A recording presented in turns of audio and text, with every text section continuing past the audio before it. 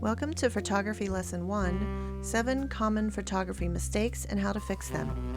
Make sure you stay to the end for a bonus tip on how to find the best camera for you. So what's wrong with this photo? Red eye. Red eye is caused by the subject looking directly into the camera and flash. It can happen with people and animals, but animals usually have glowing yellow or green eyes. The easiest way to fix this is to change the quality of your light source. In this case, the light was toned down. You can avoid flash and use natural light. If you need a flash, you can have your subject look just above or below the camera lens. Red eye reduction on phones can be hit or miss, so look out for red eye when you're taking photos of people or pets. What's wrong with this photo? Underexposed or too dark. Not a common mistake with cell phones now. Between auto flash and night mode, you won't see this often.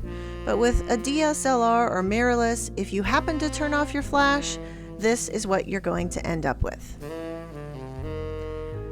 Underexposure fix. You have 3 options. Move your subject closer to natural light, use a flash, see the red eye mistake we already covered, or edit in a photo editor later.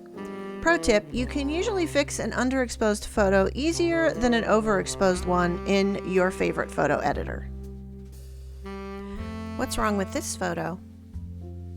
Distractions. This is a very common error for new photographers, those who haven't been trained to look at the background. So they miss the pole coming from some person's head or their foot up on a garbage can. Distraction fix. This is an easier fix than most. After you've learned to check your background, you can catch this error and move your subject or crop in and eliminate the distractions. What's wrong with this photo? This is overexposed. Many new photographers don't realize how strong their light source really is. It can be the sun, or in this case, a bright lamp. Pro tip, many camera flashes are too harsh for portraits. Overexposure fix? You can move the light source further back or try a different light source. Natural indirect light is best. If you are outside and the sun is an issue, look for a shady area under some trees for your photo. What's wrong with this photo? It's backlit. While backlight can be nice for dramatic effect, sometimes it hides your subject. You may not notice a bright spotlight while you're indoors or the sun behind your subject when you're outdoors. The camera tends to expose for the brightest area and underexposes everything else. Backlight fix. Move your subject. It's probably the easiest solution. You can try to use your flash as a fill flash, but the camera can get confused by brightly lit areas in the background. What's wrong with this photo? It's blurry. This usually happens because you're trying to catch an action shot and your camera doesn't know what you're doing. It's really important to remember that cameras only do what you tell them to do. How to fix a blurry shot?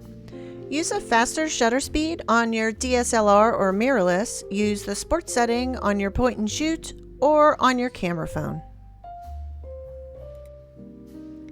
What's wrong with this photo? This is lack of focal point. It's very important to know why you're taking your photo. What is the subject? That is your focal point. Lack of focal point fix. It's very important to know what your focal point is. It's the reason for your photo. Once you know what your focal point is, you can crop down to eliminate distractions and use good composition theory to make your photo uniquely yours.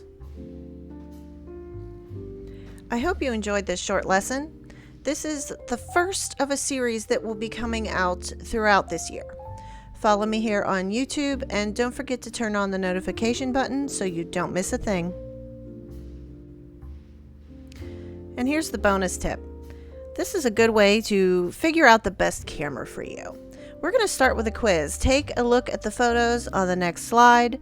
One is a film camera, another is a DSLR. One is a cell phone camera and another is mirrorless. Pause the video if you need to, so that you have time to figure out which one is which.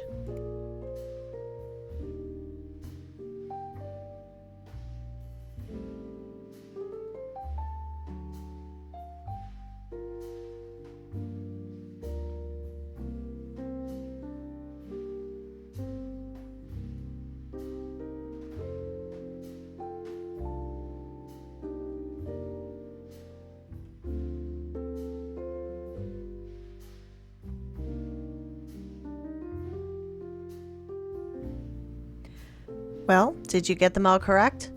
No one ever does. Even as a professional photographer, I can't really tell when someone uses a mirrorless or a DSLR or a good cell phone camera. My point is, the best camera for you is the one you use, the one you understand and works for your type of art. Good composition skills create a good photograph. The most expensive camera isn't going to help you if you don't have the skills behind all that equipment.